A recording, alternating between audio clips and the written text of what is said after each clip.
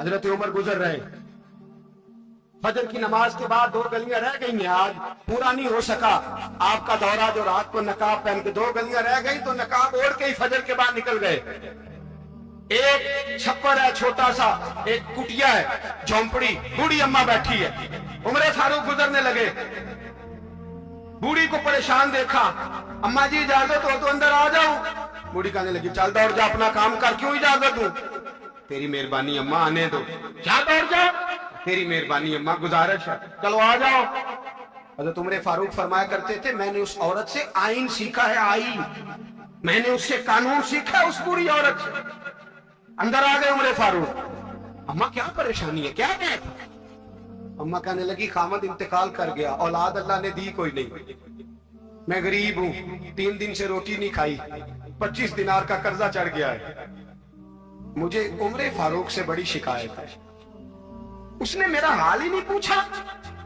حضرت عمر کہتے تھے مجھے اس نے دستور اور آئین سکھایا، کہنے لگے شکوہ ہے، عمر آیا ہی نہیں۔ حضرت عمر کہنے لگے اماں عمر کو کیا پتا کہ تو اس حال میں ہے، اماں دستور بیان کرتی ہے، اماں جمہوریت کا اعلان کرتی ہے، کہتی ہے نہیں پتا عمر کو، تو عمر سے کہو چھوڑ دے حکومت، اس کے حوالے کرے جو خبر رکھ سکتا ہے، نہ ادھر ادھر کی تو بات کر، یہ بتا کہ قافلہ کیوں لٹا، مجھے رہزنوں سے غرض نہیں، تیری رہبری کا سوال ہے، عمر سے کہو چھوڑے حکومت، اس کو دے جو پتہ رکھ سکتا ہے۔ حضرت سیدنا نافع فرماتے ہیں جس کے سامنے کسریٰ اور روم کے بادشاہ کانپا کرتے تھے، میں نے اس عمر کو بوڑھی اماں کے سامنے کانپتے ہوئے دیکھا۔ رازداری ہے عمر فاروق کا۔ دوڑے گئے، 25 دینار لائے، راشن رکھ کے لائے، روٹیاں پکائیں، بوڑھی اماں کو کھلائیں، کہنے لگے اماں 25 دینار لے لے اور چل، غلطی ہو گئی، عمر کو معاف کر دے۔ اماں بولی، بول کے کہنے لگی میں نہیں معاف کرتی، میں تو پکا پھالوں، بس گرنے والی ہوں، ایک دفعہ قبر میں جا لینے دے، میرے رسول آئیں گے تو میں عمر کی شکایت کروں۔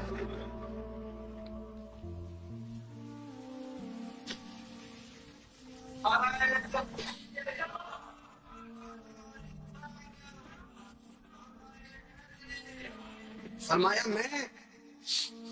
میں شکایت کروں گی محبوب پاک سے، اور عرض کروں گی حضور اسے پوچھ، اس کو نگران بنایا گیا، اس نے مجھ بیوہ لوارث کی خبر ہی نہیں لی، یہ ہے آئین اسلام، یہ ہے دستور مصطفیٰ کریم صلی اللہ علیہ وسلم۔ یہاں کتنے غریب بھوکے سوتے ہیں، کتنوں کے بچے روز اغوا ہوتے ہیں، کتنی مصیبتیں، گورنمنٹ کہتی ہے کچھ بھی نہیں کچھ بھی نہیں کچھ بھی نہیں، افواہ ہے افواہ ہے، افواہ ہے تو اس کا علاج کیوں نہیں ہوتا؟ آپ میدان میں سر عام آ کے اس کا اعلان کیوں نہیں کرتے؟ جاگیے اور سنیے میری بات۔ حضرت سیدنا فاروق اعظم نے 25 دینار دیے، پھر اس اماں کو کھانا دیا، کوئی برادری نہیں اس اماں کی، کوئی ووٹ بینک نہیں، کوئی یہ اماں کسی بڑی برادری کی نہیں جس کا 2 لاکھ ووٹ ہو۔ امیر المومنین ہو کے عمر فاروق اماں کے قدموں میں بیٹھ گئے، کہنے لگے اماں عمر کمزور ہے، حضور کا سامنا نہیں کر سکتا، تیری مہربانی نبی پاک کے سامنے شکایت نہ کرنا۔ اماں کہنے لگی چل میں تیری خاطر معاف کر دیتا، جا تو مجھے کسی اچھی ماں کا بیٹا لگتا ہے، جا تیری خاطر۔ کہنے لگے چل پھر مجھے لکھ کے دے، کہنے لگی میں تو ان پڑھ ہوں، تو لکھ دے میں دستخط کر دے۔ حضرت عمر نے لکھا، ایک بوڑھی اماں کو شکایت تھی خطاب کے بیٹے عمر سے، اور پھر وہ معاف ہو گئی۔ اماں کہتی ہے میں نے اللہ کی رضا کے لیے معاف، یہ دستخط کر دو۔ اماں کے آگے کیا تو حضرت علی آ گئے، حضرت عبداللہ ابن مسعود آ گئے، کہنے لگے عمر یہاں پھر رہے ہو، میں سارے مدینے میں ڈھونڈ رہا تھا۔ اماں اٹھ کے کھڑی ہو گئی، آئے میں مر گئی، یہ عمر تھا، یہ میں نے کیا کیا؟ حضرت عمر کہنے لگے اماں نہ، اپنے وعدے پہ قائم رہ، تو نے جو کہا تھا اس پہ قائم رہ، ہمیں تو بتایا گیا تھا یہ والا نظام پاکستان میں آئے گا، یہ کہا تھا قائد اعظم نے، یہ رنگ ملے گا تمہیں۔ کہا ماں تو وعدے پہ قائم ہے، لکھ کے دے۔ لکھا، اماں نے سائن کیے، پھر حضرت علی سے کہنے لگے بطور گواہ آپ بھی سائن کر دو، پھر عبداللہ ابن مسعود سے کہنے لگے آپ بھی سائن کر دو۔ سائن ہو گئے تو جناب عمر نے رکا لپیٹا، حضرت علی کو کہنے لگے علی تو میرا دوست ہے، میری صبحوں اور شاموں سے واقف ہے، علی تو میرا رازدار ہے یار، مجھے यकीन है कि मैं तुझसे पहले मर जाऊंगा, जब उम्र का इंतकाल हो जाए तो ये रुक्का मेरे कफन में रख देना, ये रखना मेरे कफन में। अली कहने लगे फिर क्या होगा?